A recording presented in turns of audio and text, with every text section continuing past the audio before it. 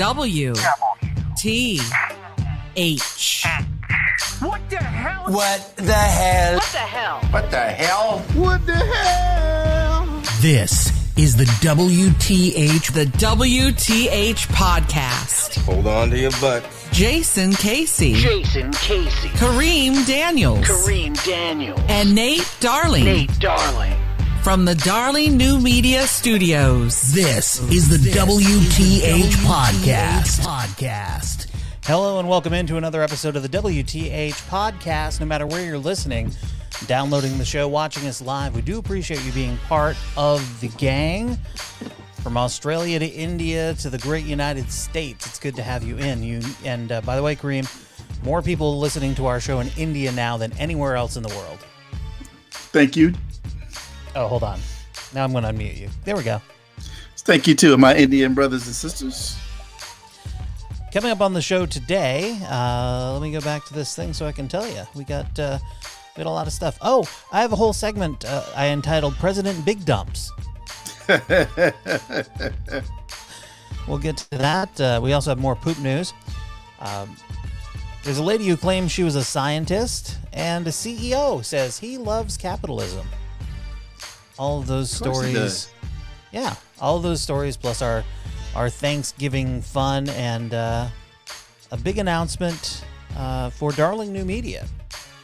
So sort of put that out earlier today. If you're one of my Facebook friends, you kind of already know. So, well, you know part of it. You don't know the whole thing. But we'll get to all of that in the show. And we welcome in our friend Jason Casey, who just popped in at 7:32. Looking a bit disheveled, but none the worse for wear. Hello, my friend. Hello. You made it just at the end of the theme, so I guess it counts as an on time, doesn't it? Oh, I'm sorry. It's all good. It is all good, my friend. Good to see you. Good to see you, Kareem. Before we get into anything else, how was your Thanksgiving? I'll start with you, Kareem. What I know you had. You were expecting some solitude in the Steelers, and you got neither. Actually, they ended up going to her sister's house, but they were only there part of the day, so only got partial solitude. And then Friday night, I ended up with food poisoning. Oh no! Yeah. Yikes! So I did a run Friday. I bet you did. Got home and they got bathroom. Some barbecue pizza, some barbecue chicken, and something pizza. And about 1 o'clock, it felt like I had a migraine in my stomach. Oh. I was seriously close to going to the emergency room. That's how bad it was. Food poisoning is the worst. And then I had the root canal a couple of weeks ago, so I took the Tylenol with codeine, and that killed the pain. If that hadn't worked, I would have been in the hospital on Saturday. Yeah, Jason, have you had food poisoning ever? I don't think I've ever had it quite that bad before. I did once, and we were in Portland. And for anybody who doesn't recall the story, I had gone out. Leslie and I went to Portland, and she was working, and I was on my own. And I decided to go out, and I was going to climb Multnomah Falls, which is outside of Portland. So I drove out there, and I hadn't had breakfast at the hotel, so I get out there and I get a muffin at the bottom of Multnomah Falls from this little cart. And I hadn't had anything to eat since the night before, so there was nothing wrong with me. I felt fine. I had that muffin. I get to the top of Multnomah Falls, and it's like 45 minutes to get up there. And, switchback trails going up. And I'm sitting at the top and looking down over, and I go, oh, my stomach doesn't feel very good. I'm like, it'll be okay. And I start to go down, and and of course I'm going back down these switchbacks all the way. And there were a couple of times where I had to actually pause on the way down to take deep breaths and clench the old cheeks. And by the time I made it back down to the base, there was a bathroom there, and I went in and had one of the most painful experiences I've had ever. It felt like my insides were being ripped out. Yep. And so I made it through that, and I'm like, okay, I'm going to make my way back to Portland. And I stopped no less than 3 times to use restrooms on the way back. Eating lunch was not a good idea. We ended up the next day, went to an urgent care in Portland. Speak of the devil, there she goes behind me. And that was when we found out if you have food poisoning or something like that, that Gatorade is literally the worst thing for you, because whatever is in your system that's causing that disruption feeds on sugar. And so sugar and stuff like that, like barbecue, would make it worse. And so they said, unsweetened iced tea, black coffee, water, no sugar. And it took 2 more days. So it was like 3 days of me spending a good part of the time curled up on the bathroom floor at the hotel. Yeah, I literally slept Saturday pretty much I pretty much slept either most of the day Saturday and Sunday. Like I couldn't. It was if you've had a migraine, you know that with the migraine, you got to find a comfortable spot to get to. Mm-hmm. Like I couldn't find that with my stomach. Like I drank a bunch of warm water the first hour, and then that calmed it down enough for me to go to sleep for like an hour. Right. And then after that was through, I was up for another hour and a half, and I was doing the migraine shuffle of trying to find a place to just make the pain stop, making promises to God I wasn't going to keep. Well, I'm going to hell. So, all of those things that you go through when you have a migraine, I went through with my stomach, and it was just so bad. So not that I haven't had food poisoning like that necessarily, but I could have been that, because EJ and I went to this downtown LA food market in Grand Central Market, and they have a bunch of stalls and a bunch of different food and stuff like that. Some really good food in there. And we were staying at Maz's place. Maz, if you remember Maz, had a place in downtown, like on like the 20th floor of an old high rise there. So EJ and I were staying at his place, hanging out in LA, and we went to the market. Before we went home, we went and had lunch, which was like a really early lunch, which was this hamburger at the stall, which was like almost, I want to say raw, but it was like definitely medium rare. And we shared it. Yeah, and we shared it. Well, there's your problem right there. Well, was it like Lady and the Tramp where you got to the middle and kissed? As we always do. Because we wanted to get other food. Like there's other places that we wanted to stop and get some food. Like we didn't want to just get filled up on one thing. So we had that, and then we had like some other breakfast like type of item at another place. And then as you're leaving, I was like, oh, there's a kombucha stall right here. And they're like, yeah, we have fresh kombucha that we make, and like they had any type of item. And I got a large kombucha. And as we're coming home, like we hung out in LA for like another hour or two, came home, and about 3:00 we were in Oceanside, and there's a great barbecue place in Oceanside. Amazing.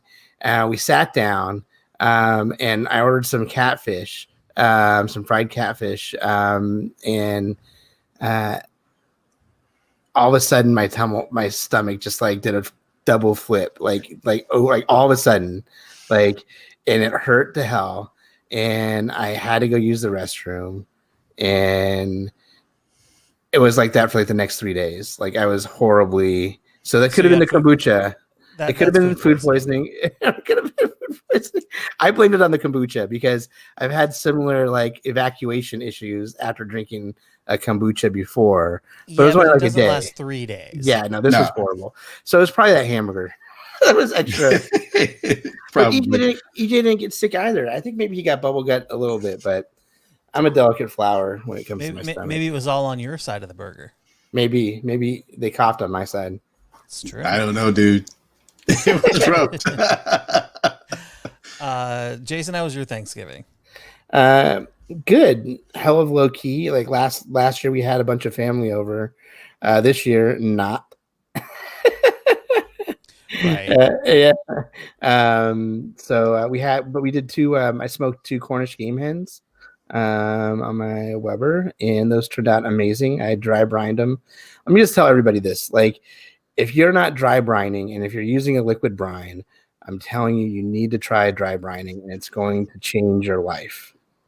It's going to change your life. So, is dry brining any different, really, than putting like a rub on something before you put it in the barbecue, or is it basically the same idea? It's the same idea if you do it a day ahead of time.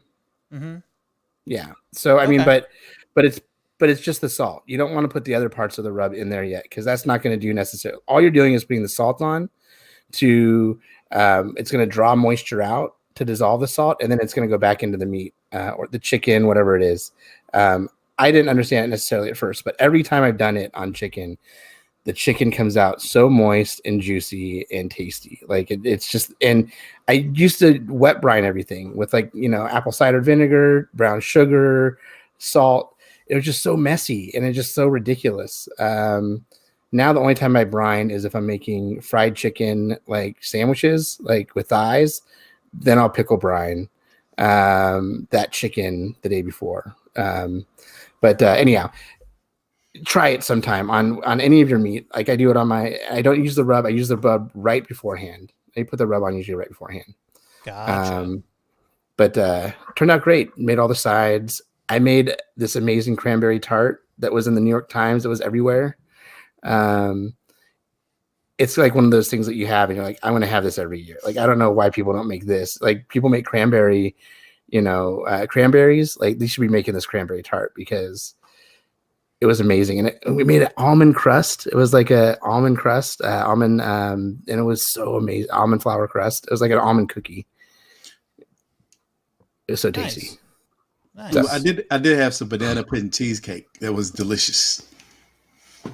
That's what it was. No, that's not what it was. All right.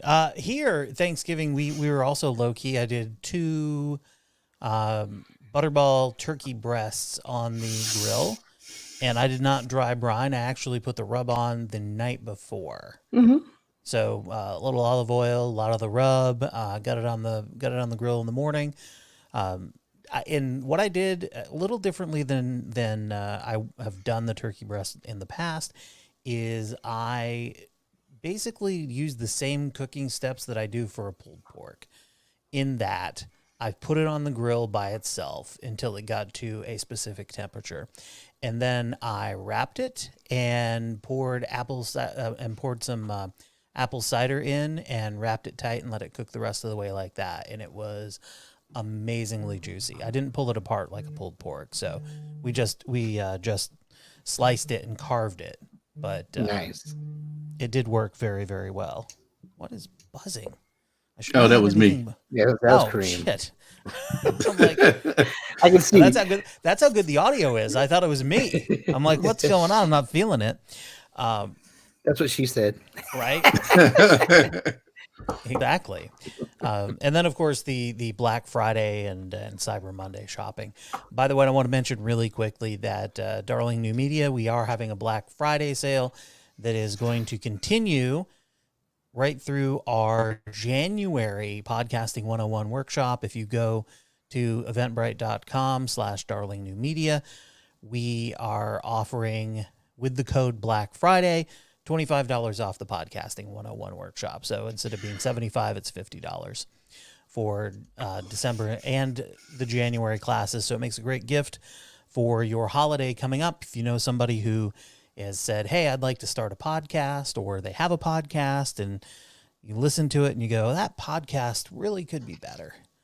Podcasting 101 workshop is a great gift, and at a very reasonable price right now. For the it's live. It's a workshop, so it is one-on-one. It is not one-on-one, but it's a small group. It is live, just like our podcast is here. We use the same software, answer questions, go through the whole thing, and we're just not in the same place because, COVID. COVID is spiking like crazy too. Sacramento County, I believe it's 76% of ICU beds are full right now. That was the latest number I heard. Man. As of Monday, the governor is urging people over the next few weeks to stay home as much as possible.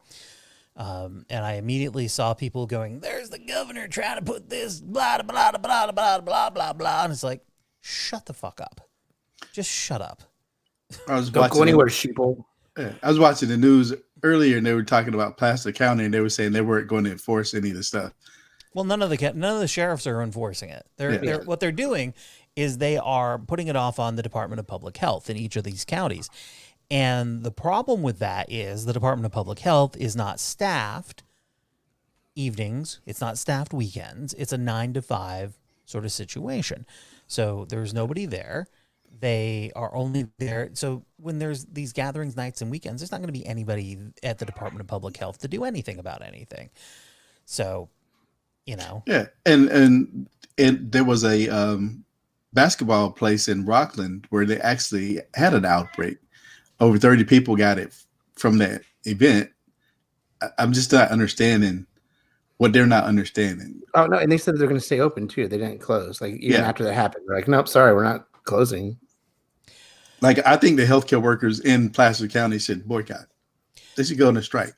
Well, that's the challenge. And there are people who are in healthcare who are getting out of healthcare because of the stress and everything that goes along with it. So it's only going to get a little bit darker before we get through to having the vaccine, until we get to having President Biden, who will, what can he do? Well, there's a lot of things that can happen it's not going to happen like this. We've already wasted a bunch of time with someone who said he wasn't going to wear a mask and then actually got COVID and then got stuff that no one else is going to be able to get, and then went around saying he was immune and he couldn't get it.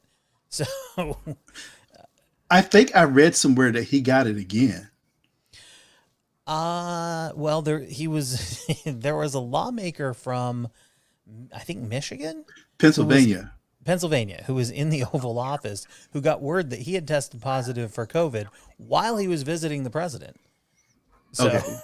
So he immediately left. I mean, I don't know why. Why wouldn't you stay? Yeah. I mean, if he's immune, what's the harm? Yeah, and he's wearing a diaper already, so it doesn't matter. We'll get to all that. Oh, sorry, I didn't mean to jump ahead. Shit the bed there. Yeah. Yeah. So the interesting. We'll get to all that. So the on Black Friday there was a shooting at Arden Fair Mall. Ended up with 2 teenagers killed, a 19-year-old and a 17-year-old. They were brothers, and one died at the scene. The other one died at the hospital. They have made an arrest now, as of, Kareem mentioned this to me just before we started the show. They've arrested an 18-year-old. And basically what they're saying is, based on the preliminary investigation, the shooting resulted from a verbal altercation between 2 groups of people that were known to each other from prior interactions. I don't know how that's going to all play out, what we're going to be finding out. They've identified the alleged shooter as Demario Beck, who's 18. It's what a mess. I mean, the 2 kids who were dead moved here from Louisiana to have a better life. I don't know what the altercation was about. We don't really know. The family had a vigil out in front of the mall a couple of days ago, and they were saying, well, these kids aren't gangbangers. These kids aren't gangbangers. And they may not be, but that doesn't mean the whoever shot them wasn't. So there's been a lot of violence in Sacramento in the last 6 months, and it's actually I'm not even gonna say Sacramento. I'm just gonna say across the country. There's been a lot of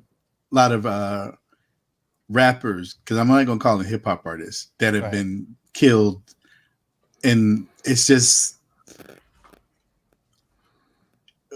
whatever you're saying online or in your music, it's not worth dying for. It's not worth killing anybody over, because you got to eat. I mean, you got kids. That person has kids. You know, you got a whole future life ahead of you to be dying over dumb shit.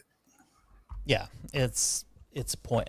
I mean, again, we don't know anything other than there's been one arrest and that there was an altercation between two groups, but we'll see how it all sort of shakes out from there. But I just wanted to touch on that because it was interesting, because as soon as it happened, we had the TV on because there was some helicopter above the house here in West Sac looking for somebody here. So we turned on the news to go, hey, let's see if there's anything on this. And we see the mall shooting has happened. So that's why we knew about it immediately. And it was interesting because the police were saying, yeah, there have been 2 people shot. One person's dead. One person's gone to the hospital. It's not an active shooter scene. And like from the jump, they were saying it's not an active shooter scene. And I'm like, what? Well, hold on. What does that mean? What does that mean? So basically it's the person that they believe did the shooting had already left. But to not call it an active shooter scene just was like, does that mean the person was targeted? What's going in? So now it sounds like that it was in fact the case. Whether it was, someone that was targeted ahead of time or someone that became targeted because of an altercation on site. But man, we got to stop being so stupid with each other. Really do. Moving on to happier notes.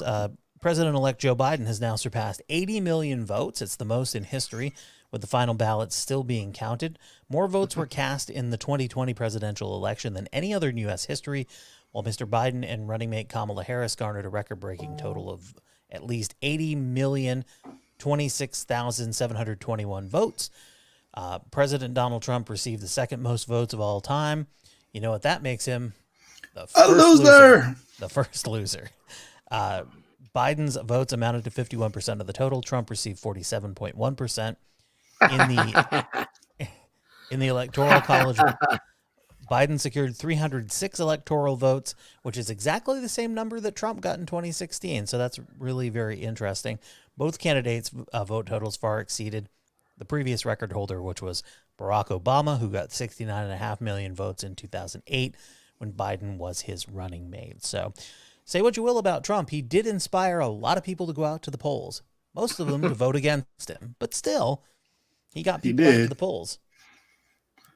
I've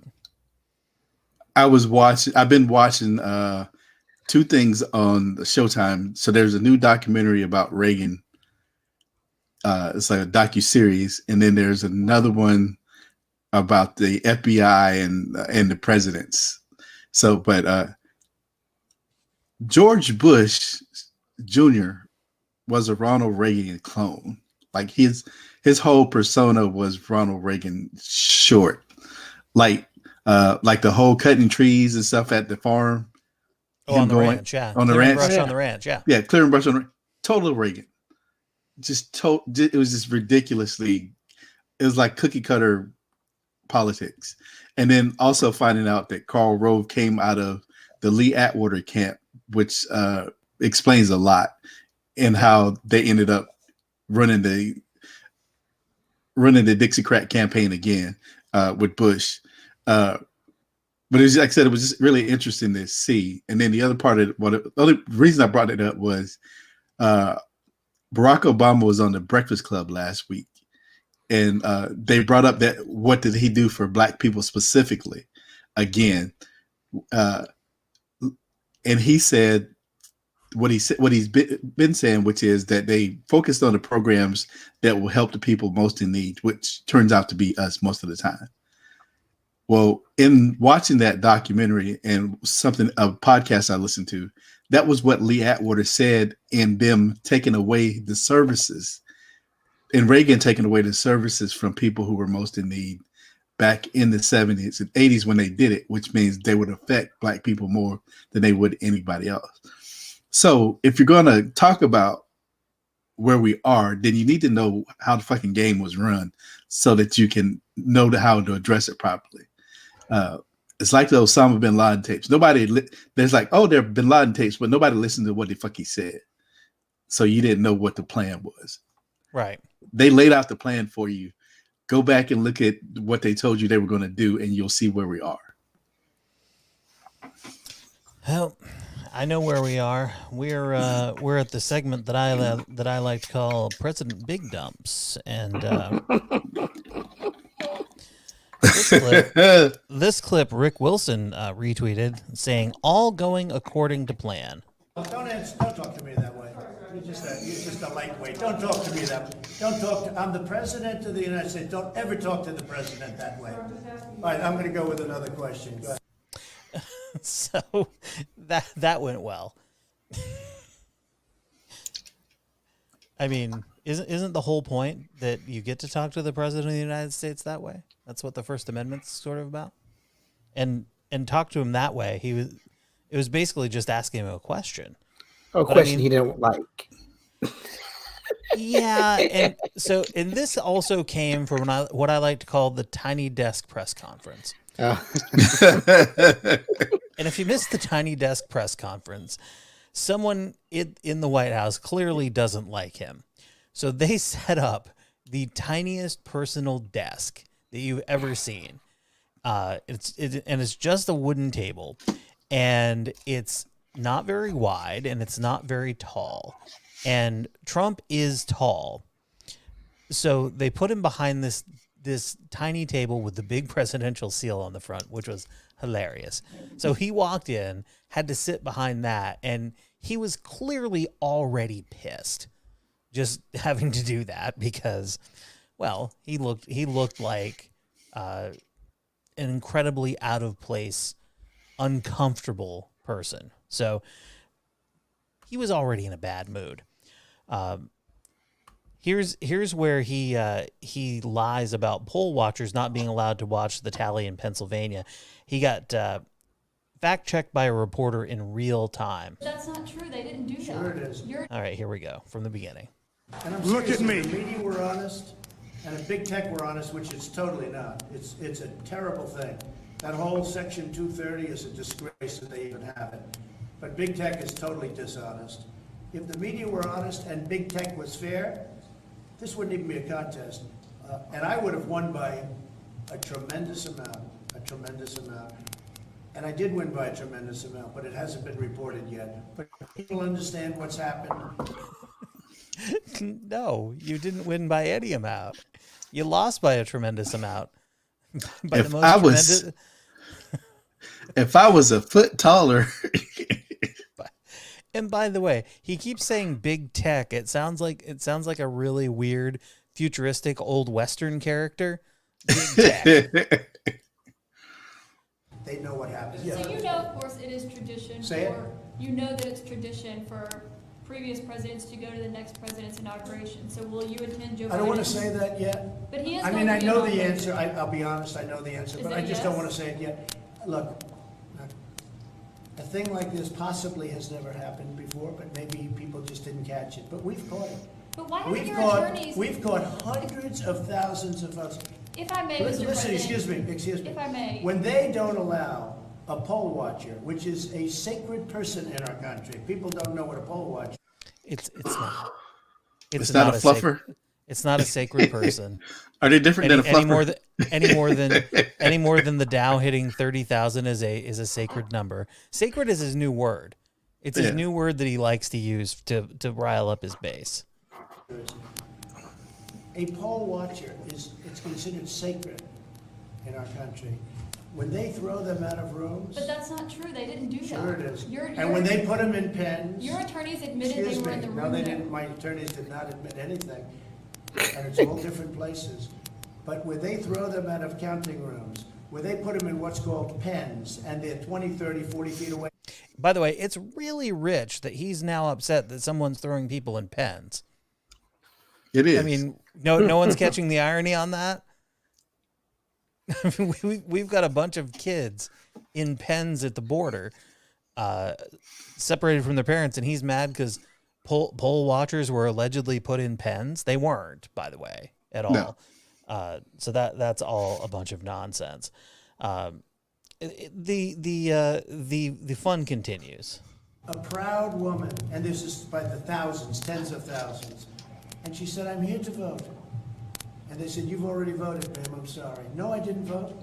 I wanted to vote on November 3rd. I want to cast my vote in person." "I'm sorry, ma'am, you've already voted. You voted by ballot." And then they leave. This is a horrible thing. And we have tens. You voted by ballot? Yeah. You mean mail-in? You mean mail-in ballot? And who is this woman? Yeah. I mean, there were a lot of them. Well, tremendous amount. It's a tremendous amount of women. It's a tremendous amount of women. Was it whole binders of women? He grabbed them all. He grabbed them all. He calls about that. Meanwhile, he also got out from behind the tiny desk and decided to call in to Maria Bartiromo. And he was very, very upset, or I guess you could say whining about about what he called massive dumps. This election. Massive dumps. And what happened, if you watched the election, I was called by the biggest people saying, "Congratulations, political people. I was called by the biggest people, political people, saying congratulations." Who is this? The biggest people. The biggest people. The biggest people. No one who knows anything about the elections was calling him at 10 o'clock and congratulating him, because everybody knew that there were millions upon millions of mail-in ballots that had not been allowed to be counted until after day of ballots were counted. This was nothing new. Sir, you just won the election. It was 10 o'clock and you looked at the numbers, and I'm sure you felt that way. This election was over, and then they did dumps. They call them dumps, big, massive dumps. Big, massive dumps. I heard them calling them that on cable news, and I thought, what are you doing? It's not a big, massive dump. What they're doing is they're just counting a bunch of mail-in ballots. Don't call it a vote dump. And it wasn't Fox. MSNBC was doing this too, and CNN. Yeah. Like, don't call it that, because it makes it sound like someone just dropped by and went, "Hey, here's a bunch of votes that you need to count now." Instead of them being transported from a safe facility, right, to be counted after all the regular votes were counted, because that's laws that were made in some of those states. Yeah. Exactly. They couldn't do it. I mean, like, Kareem has been saying this, that, like, it's like they knew, like, people seeing 99%, 89%, 59% of a precinct reporting, they think, oh, it's over. 100% of the precincts are reported and they're at this amount. It's like, no, dudes. It's like, yeah, they reported all the reports they got that day for voting in person. Like, that's all that means. That's all it means. But, like, 70% of America doesn't understand it. At least 31% don't understand it at all and don't care, because, you know, they just want an authoritarian dictator. Well, he continued. It's total fraud, and how the FBI and Department of Justice, I don't know, maybe they're involved, but how people are allowed to get away from this stuff with this stuff is unbelievable. This election was rigged. This election was a total fraud, and it continues to be as they hide. And the problem we have, we go to judges and people don't want to get involved. No, they're saying you don't have any evidence. And here's the rub. So his lawyers stand out in front of landscaping places, in ballrooms at hotels, and claim that there's voter fraud. But when they go into court, because they don't have any evidence at all that there's any voter fraud, they don't make those allegations in court because they would be disbarred for that. So they have these weird circular arguments about something that they have zero evidence for, and they get kicked out. They have lost all but one case since the election. And it's amazing that they won't say the shit in court. Because they know what it implies. Yes. Like at the moment they say it, it implies. Because the judge is asking them specifically, are you saying that there's fraud? Right? And nobody will cross that line. No, because they want to keep their law license. Were you guys listening to the Supreme Court this morning at all? Did either of you guys have that? I was listening to them discuss the census because that's what they're trying. Yeah, I saw that. New York, I think it's New York State has taken that all the way to the Supreme Court because they want to exclude a bunch of people. Yeah. So listening to that today, it seems like even from people, like even from the justices that he got on the bench, are starting to like, what are you saying? Like they kept asking the guy, like, what are you saying about this? Like, how are you saying that this doesn't apply? Like, how are you saying that like, how are you saying, like, how are you coming up with this? Like, you're saying this, but it just, they talk circles, even at the Supreme Court. And they seem to be getting annoyed with it today. But then the crazy thing is they go on television and say, well, he put these justices on the Supreme Court, so we should get, like they're saying we put them up there to cheat. Yeah. They're pretty much, I mean, it's just crazy. It's like, okay, you're giving up the game and nobody, you motherfuckers didn't believe us. Well, and now they can't do it because he gave up the game. Yeah. Well, he went on to lie about some more election stuff. Nice. And this is true with all of the states, just about that you're talking about. I think all of them. They weren't allowed to have poll watchers. The Democrats and thugs. Now, I'm not talking about saying, could you please move over? They threw them out of the counting rooms. They weren't allowed to be in. They threw them outside in many cases. I thought they threw them into cages. No outside now. Threw him outside now. That's your story. He's also this could be my favorite thing. He's urging people to, essentially without realizing it. He is urging people in Georgia, Republicans in Georgia, don't bother to vote. To which I would say yes. If you're a Republican in Georgia, don't vote. Just ignore this runoff. Just completely stay at home. Ignore the whole thing. It'll be fine. I think most of them think it was a fraud. I watched you with Kelly. Look at the election. Look at the election you have coming up right now. You're using the same garbage machinery, Dominion, and she's going around Abrams.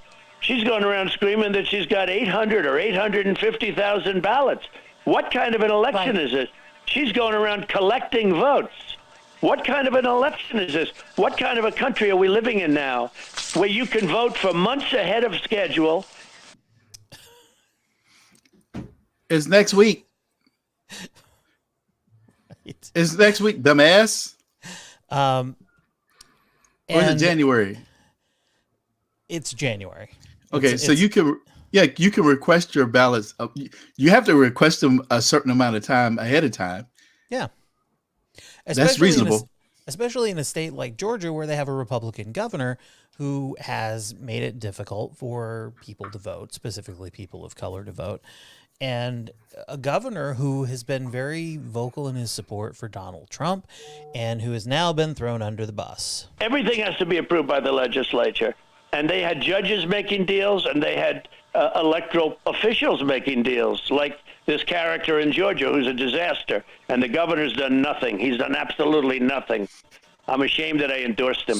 But I look at what's going on. It's so terrible. Note to Devin Nunes.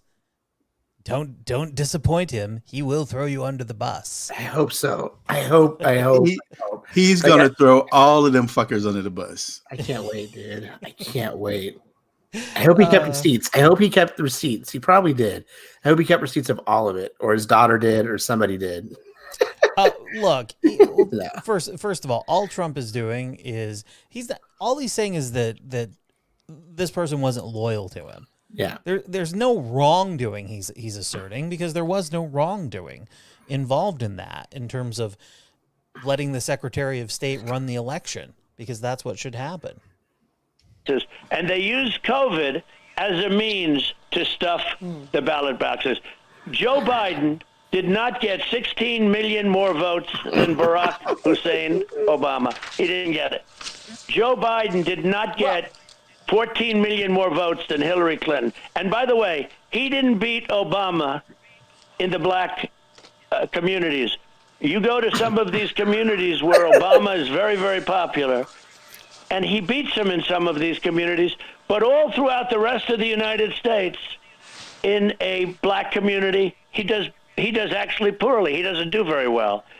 But he beats Obama in swing states. Now think of that. He beat Obama in swing states. You know that didn't happen. They stuffed the ballot box. Everybody knows that. Oh my God, dude. It's just so hard to listen. I've heard this before, and I still can't believe I'm hearing it. By the way, this is a live call into TV. And let me just point out one thing. Our audio is better than the President of the United States, because he's got some echo going on when he's calling into Fox News. You can hear it in there. We've lost Kareem. I'm sure he'll be back unless he's running to the restroom. And Maria Bartiromo she now has to figure out, how do I take all of this information and not make it sound too crazy? So she does some, let's call it gymnastic math and circular logic to try and come up with a way that Donald Trump won.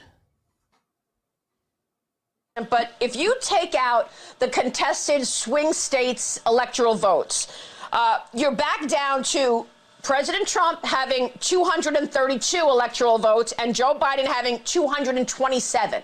That is if you strip out the 6 states with the legal challenges. So is the thinking here that because of the various ballot issues that the Supreme Court will rule that the vote is tainted? And that will mean that they have to take votes away from Biden and not certify? Is that the thinking? And secondly, what's your timing on this, Mr. President? Because we've got some notable election dates here that I want to ask you what you believe you consider to be your drop-dead date in terms of proving this case. Is it December 18th when the states finalize elector appointments, or when electors cast votes in each state? Is it the vice president receiving electoral votes? Is it the House and Senate counting electoral votes? Or is it Inauguration Day, January 20th? How do you see it? Well, I don't want to give you an actual date. A lot of people say the 18th, or they say the 14th, or they say January 20th. I'm not going to say a date, but I will. He's on brand. He's on brand, right? He always say a date, don't say a date. January 20th, the Secret Service will walk your ass out of the White House. Yeah. They won't even walk you out with the box. No.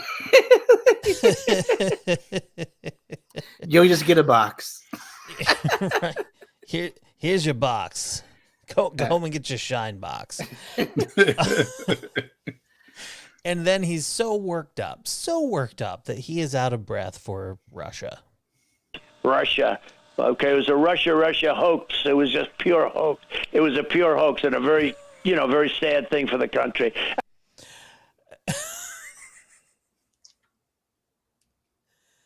Our president, ladies and gentlemen. Sorry. I can't wait for Biden to do his weekly call-ins on Fox. I don't know. He may actually have stuff to do. Exactly. just saying that's really the amazing thing, is that the president has nothing better to do than to be on the phone with Maria Bartiromo for an hour. Like, at what point do we look at this as treasonous behavior? Like, at what point? Like, telling people to not go and vote because the voting system is broken. That's pretty much that's, especially the president saying that. I just don't. I mean, it gets to the point to where he's subverting the ideals of what our country are. He always has been. He's been doing. I mean, always has. Yeah. Here's the deal. Our most sacred of things, voting. Here's the deal. He's gonna do he's gonna do something new to get arrested, probably for treason after he gets out of office, because he can't help himself. He can't shut the fuck up. He's gonna do something else. Somebody's gonna put a sting on his ass, and he's gonna go to jail for treason. Well, I mean, he may be in jail for tax fraud and a variety of other things before that. So, I mean, we'll just have to see how it all plays. That'll be state, though. That'll be state prison. It's much different, better than Fed. You know, I mean, listen, everybody would rather be in state pen. No, everybody would rather be in federal prison. Hold on. From Office Space, I recall it being referred to as federal pound me in the ass prison. You don't want to go to anyone. You don't want to go to county. You don't want to go to state. You don't want to go to any of them, dude. There's not unless you go to the one that he would probably go to. You know, I mean, like the rich ones go to special places usually. Technically, if he gets convicted of treason, it would be Leavenworth. I hope that's the one that would. I would love for him to just have to go live in Kansas. I think that alone would be great. Yeah. You have to live in a small town in Kansas, sir, and you cannot leave. That is your punishment. You have to live in East Bumfuck, Kansas, and you get a pickup, and you get a 2-bedroom house with 1 bathroom. Good luck to you. Speaking of bathrooms, there's a former staffer on The Apprentice. He's also allegedly a stand-up comedian. He's saying some pretty interesting stuff out there, and nowhere do we see Donald Trump threatening to sue him. Now, Donald Trump likes to sue everybody. He's not threatening to sue the person saying this. Diapers is not a joke. It depends. You know, Diaper Don is trending, but it's based in reality. He would often soil himself on The Apprentice set. He's incontinent from all the speed, all the Adderall he does, the cocaine that he's done for decades. You know, all that stuff has a laxative, and it has an effect on your bowels, and his are uncontrollable. He's worn diapers since probably the 90s, but I saw it firsthand in the 2000s on Celebrity Apprentice in late 2000s, and we'd have to stop the show and change him, you know, and that was Keith Schiller's job. He would take him off set, he would wipe him down. Our nickname for Keith was Wet Wipes. It's not a joke. It's happened several times. And you've seen it happen while he's in office. You've seen he was in the Oval Office with Erdogan, and you could clearly hear him sort of evacuating himself. He did it in front of Senator Feinstein, Dianne Feinstein, at a press conference. So he does it, and he almost sits there like and unaware of it, you know. And one time I saw Ivanka have to go kind of whisper in his ear, and then Keith came and took him off stage. He'll also do it in a rage, and this is where it gets really drug related. He'll start to freak out. You know, one time there was the word arbitrary. Hold on.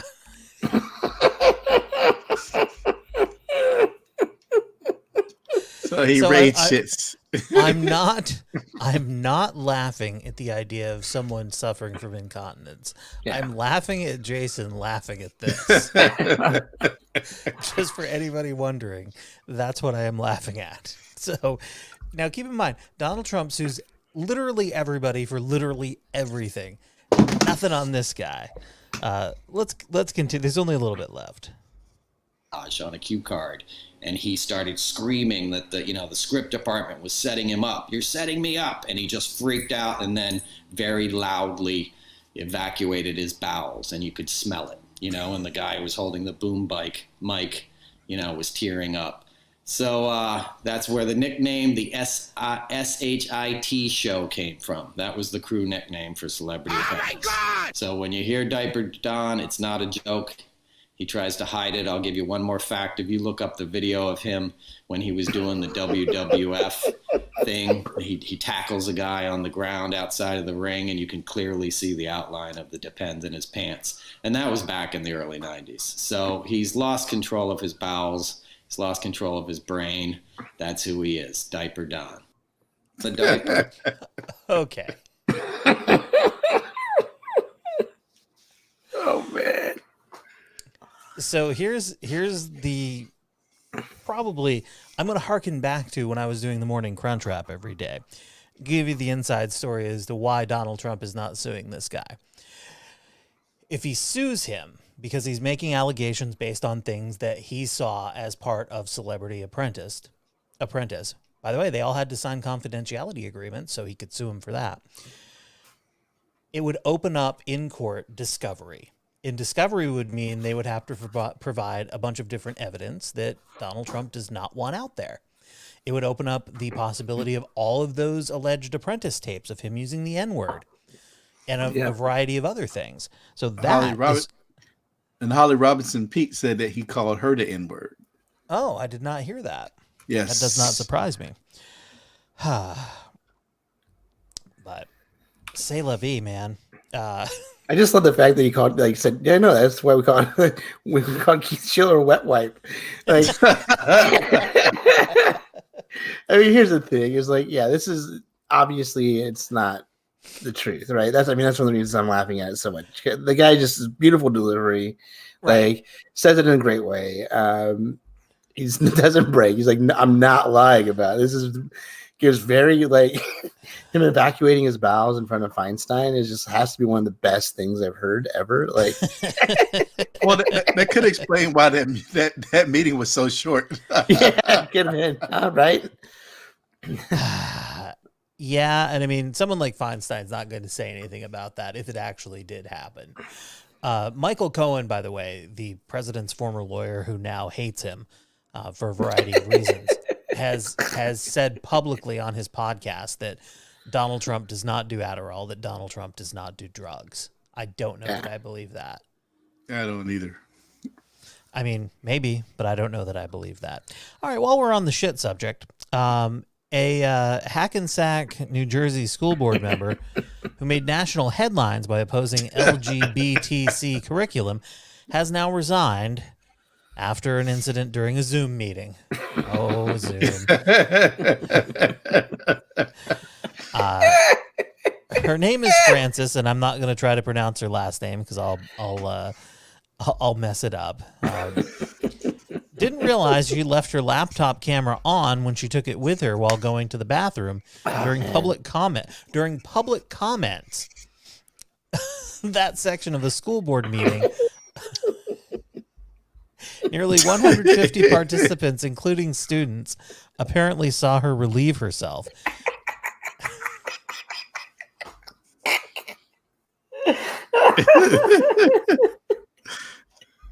Oh, man. Now, no one immediately said anything when she returned from her trip to the toilet. A short time later, Vice President Scott James Vickery reportedly told her, "You need to go. We're here trying to get work done while you're sitting on the toilet."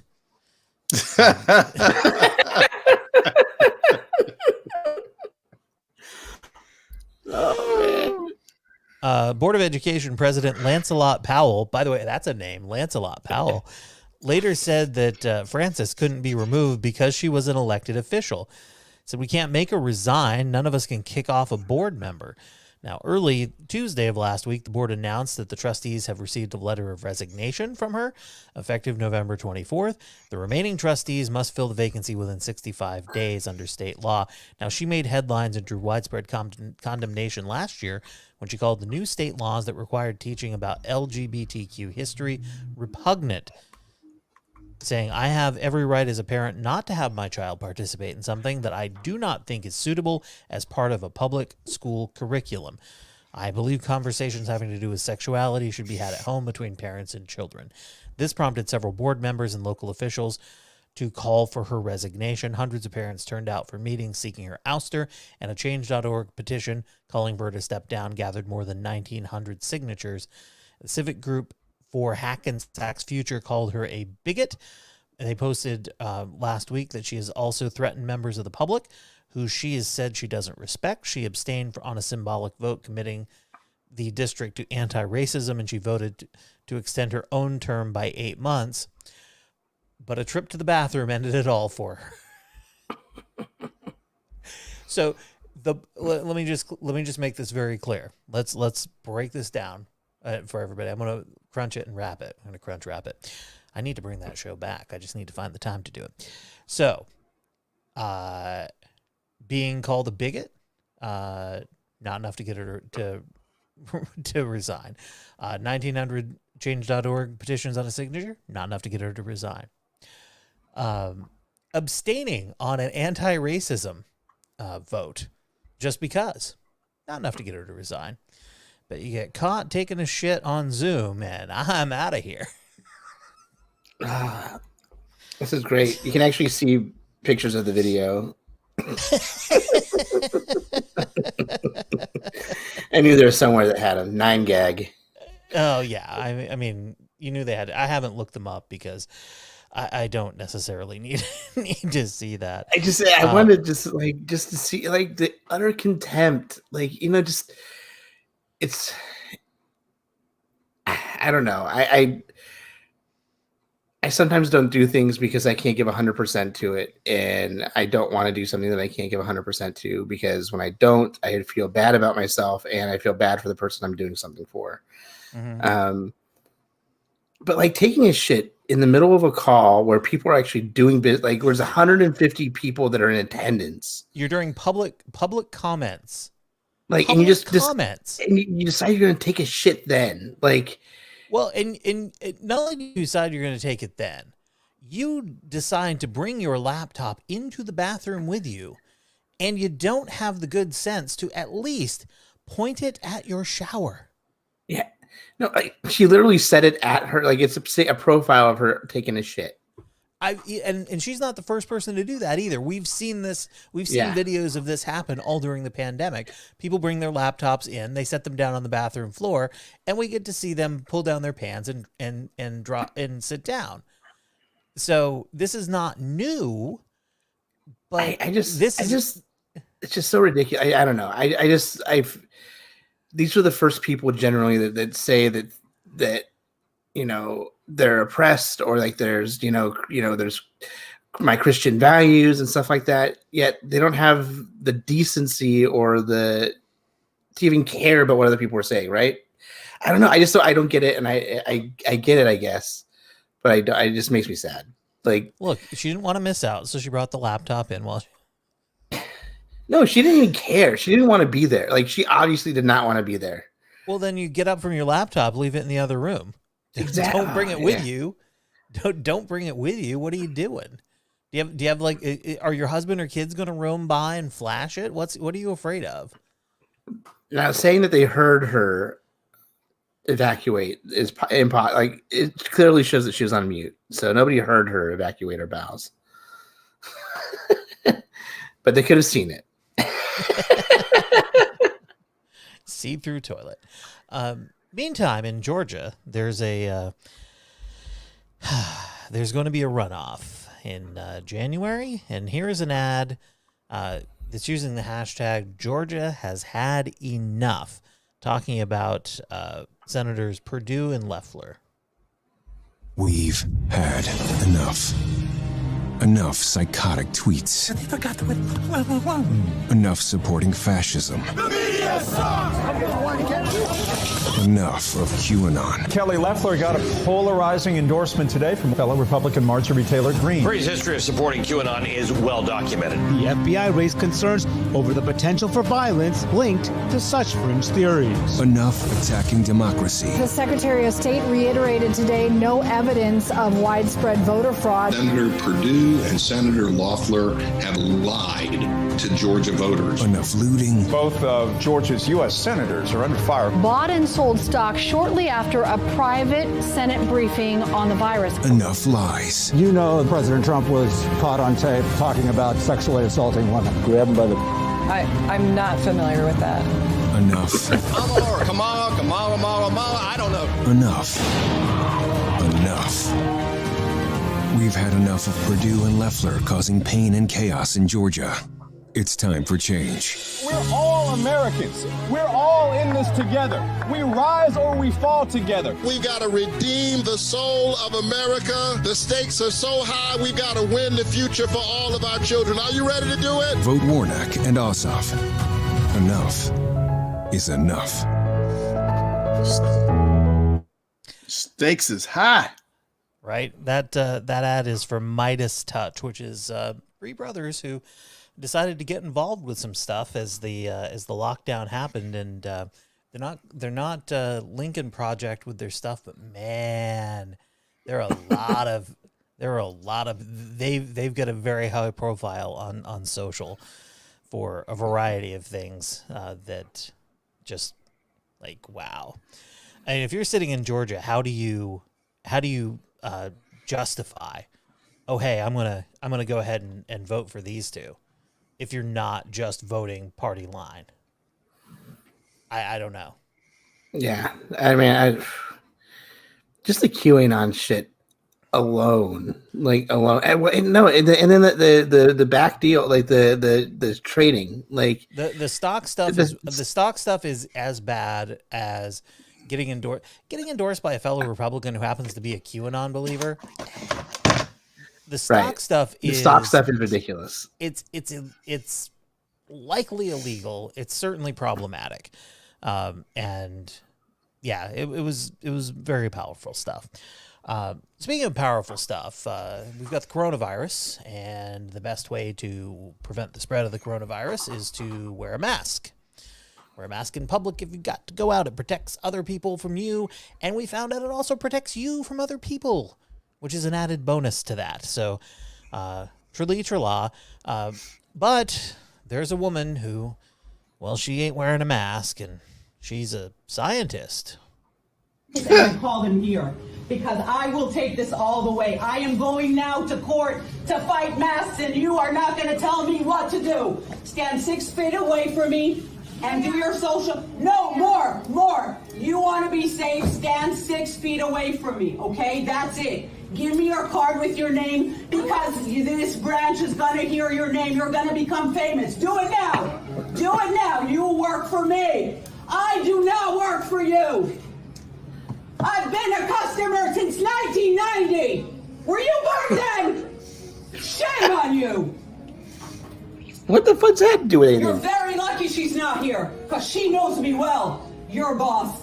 Count your days. She knows you're a crazy bitch. Bully. What? This is giving you the right to be a bully? Because you're brainwashed? I'm a scientist. There is no corona. Don't make me wear your mask. Are you crazy? Are you trying to kill me? What happens if you have corona? Did you just say you're trying to kill me? Okay, well, what happens if she has corona? She's sitting wearing a mask behind a plexiglass divider. So she's keeping the corona in as much as she can, if she actually has it. I'm just saying, I'd like to know what kind of scientist you are. Are you a Christian scientist? Is that the type of scientist that you are? Sounds about right. Exactly. We got about 12 seconds left. Oh, because we're on camera. Did you just suggest for me to wear your dirty mask? Because I think you did. Give me your name and your number now. You're done. You are done.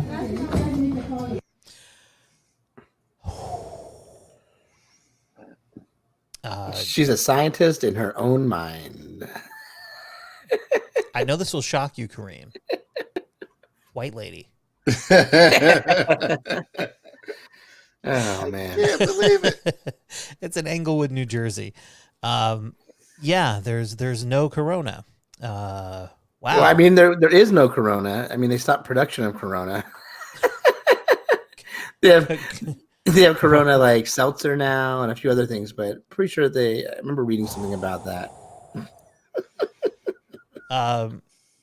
The Whole Foods CEO is saying capitalism has been tried, or socialism has been tried 42 times. 42 failures, calls capitalism the greatest thing humanity's ever done. Real quick, they like to say socialism. They like to bring up Venezuela. They like to bring up places like that. The things that are being called socialist and socialism are the way that governments are run in places like Canada, England, France, Germany, the Netherlands, Finland, Sweden, Denmark, developed countries where people have a higher life expectancy than we do. Well, the other part of what they neglect to mention when they bring up places like Venezuela is how we mess with their markets. Well, yeah, because anytime there's been a full-on socialist government, we've gone in and done everything we can to undermine it and fuck with it. Bolivia, bro. Just look at Bolivia. Just like everything surrounding Bolivia, their independence, their changes, stuff like that. Che Guevara getting assassinated there by the CIA. Like Bolivia? They've been doing it. Bolivia, Chile, yeah. I mean, nobody they bring it up, but they never talk about what they do to undermine it. Yeah. And you know, this is stuff that we've heard. I've heard this all my life. And the big thing is, aside from the fact that there's the sabotage of whatever would be going on there, so there's no chance of it actually working, is the fact that everybody calls anything that isn't pure capitalism socialism. The idea that we should have medical coverage as a right of citizenship is called socialism. What they don't call socialism that actually is the fire department and the police department. Those are socialist things. And they tried pure capitalism in those countries, where Bolivia and Chile, in those countries where they got rid of the socialist government, they brought in Milton Friedman's guys, people that they sent from those countries to Chicago to learn capitalism under Milton Friedman, who went back and did capitalism in those countries. All of those countries failed and ended up with dictators. I mean, capitalism is a tricky one. It's a tricky one to get right. Because in those countries with pure capitalism, they charge you out the ass for the essentials. Right. That's the part that they don't tell you. If there's no regulation, capitalism without regulation leads to just an outrageous pricing. This idea of free market, not really accurate. So especially when the people are going in cahoots with themselves. Remember when California deregulated energy? I don't. That was one of the worst decisions that ever happened. Yeah, one of the worst things that ever happened.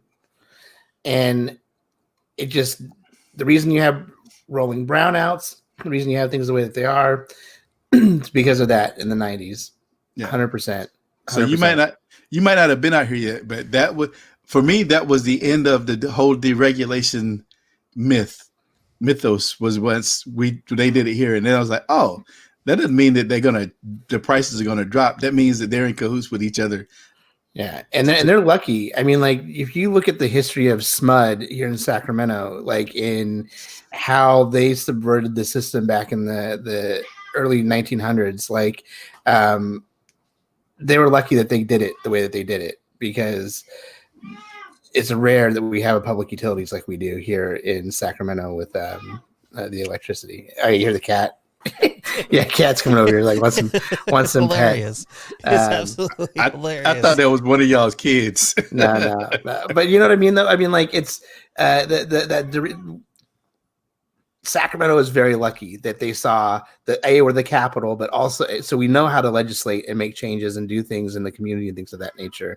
But we're also lucky because, I mean, all that energy from Folsom Dam was going straight to San Francisco. Like, and they were getting charged up the ass in Sacramento and Davis and all these other areas. My wife is now trying to coax the cat into the other room, and of course the cat does not care. It's hilarious. It's fine. It's a comedy show. You got to pet that pussy when it's making that much noise. I know, right? Man. I did a little bit. You know, I had to save something for later. Give it a little scratch. Meanwhile, I wanted to point out that Major League Baseball, bunch of dicks. They gave the city of Fresno an ultimatum. The city of Fresno and the Fresno Grizzlies an ultimatum. Either accept a demotion from a AAA team to a low A ball team, or you won't have any affiliation with any team at all. So they've got this 11,000 seat stadium in downtown Fresno. They've been a AAA team for quite some time, and this is all part of the MLB's reorganization of minor league baseball. They identified Fresno as a candidate to move down to the California League. Now, other cities that have California League teams are Stockton and Modesto and Bakersfield. which are significantly smaller than Fresno. Yeah. Fresno, by the way, the fifth largest city in California. After the team received the official notification last Wednesday, by the way, they dumped that on them the day before Thanksgiving and told them they needed an answer by Monday. So today, the city council has met twice in closed session to map out a strategy to keep AAA baseball in Fresno, including a meeting. The city did not issue many details about the meeting, save a statement from City Attorney Doug Sloan indicating the MLB had granted Fresno additional time to explore a solution. Unbelievable. That's a nice stadium. It would. So basically, the A's wish they were playing there. It comes at the end of a process where no Major League Baseball team expressed interest in playing in Fresno on the AAA level. The previous parent club, the Washington Nationals, did not want to keep a top affiliate on the other side of the country and opted instead to affiliate with Rochester, New York. That apparently came before and after some drama involving the Richmond Flying Squirrels, which are in the Eastern League, and the Nashville Sounds, which are somehow in the Pacific Coast League. With no other team coming to Fresno and no team committed to the Lancaster Jethawks, which is a low A California League team, it was an easy decision in the minor league baseball reorganization to move the Grizzlies to the California League with the Colorado Rockies as a potential parent. And what are the alternatives? Realistically, none. Other than turning down the offer, going dark, and working to find a new parent down the line. But they've got a lease on the park, which is expensive, and there's a chance there'll be nothing different in 2022. So they kind of got fucked. That used to be the Giants' AAA team. So, until a few years ago. But the Giants took over here. A's, took over the River Cats. And the A's AAA team is in Nashville, of all places, which makes zero sense. That makes zero sense. Yeah, that makes. Their half league team is in Vermont. the A's have two minor league affiliates on the other side of the country. So, Major League Baseball kind of a dick. Some interesting news in. It starts out as bad news, ends up as good news. This is from Arkansas. Chris Kennedy's Christmas display features a 7-foot black Santa that stands tall in his yard along with a Christmas tree and a large shiny sign that reads joy. And until now, he's received nothing but compliments since he first moved to his North Little Rock, Arkansas neighborhood in 2017. But just before Thanksgiving, he received in the mail an anonymous racist note condemning his decorations. It said, "You should," and I quote, "You should not try to deceive children into believing that I am a Negro." The letter was signed Santa Claus. It also added, "You being jealous of my race is no excuse for your dishonesty."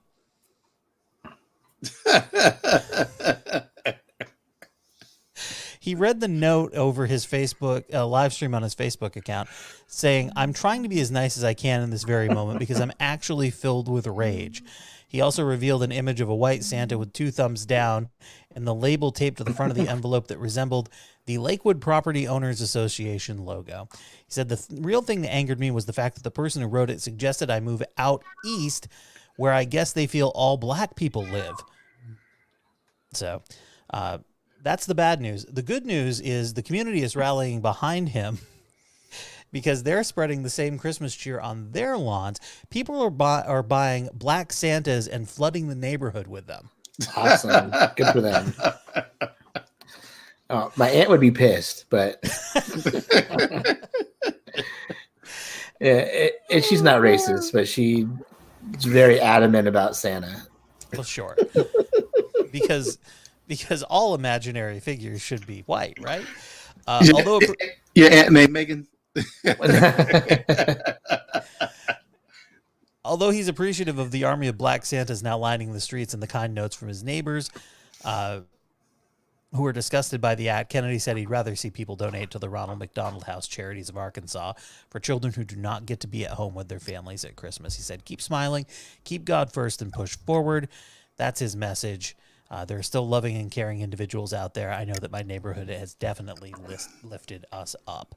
So That's how a bad story turns good, is with the neighborhood sort of rallying around that. So before we get to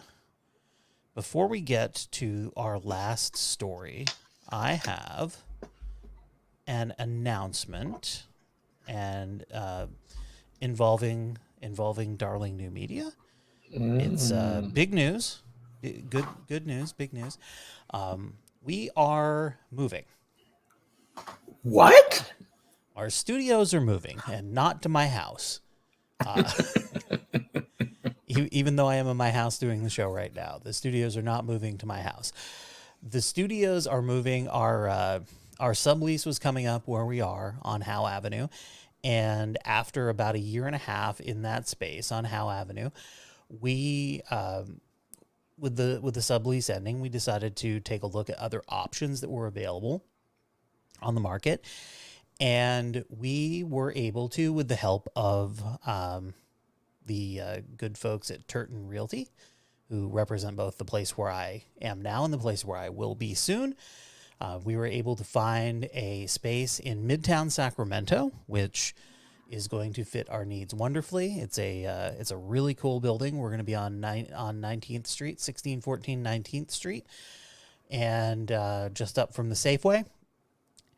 So we're very excited about the move. If you listened to this show when we were first trying to launch the business back in 2019, we had actually signed a lease with a space in Midtown on J Street, and the building was never certified for occupancy for like 6 or 7 months, and we finally got out of that and started it up and out on Howe Avenue. So it sort of feels like a homecoming of sorts. To be able to be in Midtown Sacramento. It's like I said, I love Midtown. I'm very excited to be there. I'm, it's a good neighborhood. There's a lot going on there. When we get to the post-COVID world, which is hopefully coming in the next 6 to 8 months, we're not far from Ice Blocks. We're just down the block from the Zebra Club. There's a ton of stuff going on in that neighborhood. It's a vibrant neighborhood with both old and new coming together, and it's very exciting to be there and be part of that. And yeah, it's just really exciting to have that opportunity. And we have signed a 3-year lease, so we aren't going anywhere. Other than nice. to Midtown. Other than to Midtown, we're not going anywhere. We have managed to, and I'm going to knock wood real quick here. We have, hopefully the dog doesn't bark. We were able to come through the summer of COVID after a shutdown and do pretty well. And it's not like dancing in the street money, but it's pay your bills money, which anybody who is in the first couple of years of a business knows that's the first thing. If you can get pay your bills money, then you build on that. And we're super excited. I'd talk louder, but the baby's asleep. So yeah, that's going to be the move is happening in January, and sometime in January, certainly before February 1st, we will be up and running in our new location in Midtown Sacramento. So that's very exciting for us. Nice. Congratulations. Thank you. Jason will see it in 2022. I mean, he'll see it on camera before that, but yeah. Jason may never leave his home again. Ever. No. I'm looking forward to it, man. Yeah. It's tough, dude. Like, especially when you start to see, like, just stay home. Like, listen, if you love your, like, I know we're at the end of the show, but like, if you love your family and your people and your family, like, just stay home. Like, I realize you have to go to work and stuff like that, but man, stay home and stay apart. Yeah. You just got a couple more months. More than that, but we've come. If we behave like reasonable adults, over the next couple of months Yeah. as a group, this will be a lot easier on all of us as we go through. I don't know what people's Thanksgivings look like. I know there were a lot of people Black Friday shopping. Yeah. I just want everybody to be safe, because and Governor Newsom has said this before. He goes, we were doing a really good job keeping the curve pretty flat for a long time. And then it sort of stopped. And